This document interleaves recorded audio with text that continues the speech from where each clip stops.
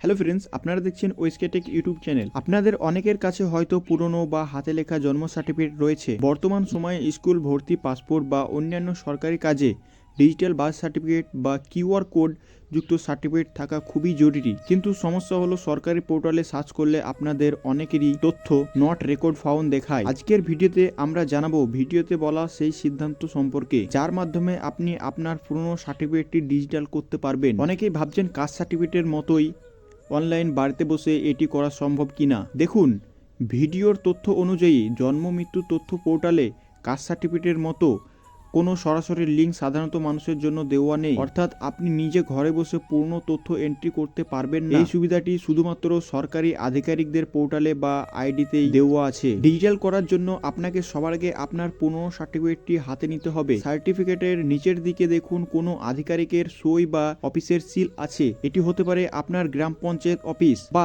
আপনার এলাকার পৌরসভা, অথবা যদি হাসপাতালে জন্ম হয়ে থাকে তবে সেই হাসপাতাল বা স্বাস্থ্যকেন্দ্র। আপনাকে ঠিক ওই অফিসে যেতে হবে যেখান থেকে সার্টিফিকেটটি প্রথমবার ইস্যু করা হয়েছিল।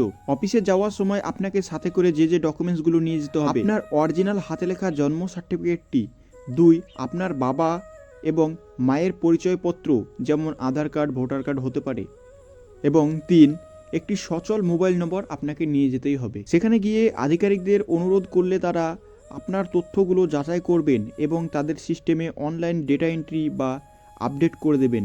একবার আপনার তথ্য অনলাইনে আপডেট হয়ে গেলে আপনি পরবর্তীতে আপনার ডিজিটাল সার্টিফিকেটটি ডাউনলোড করতে পারবেন বা অফিস থেকে সংগ্রহ করতে পারবেন।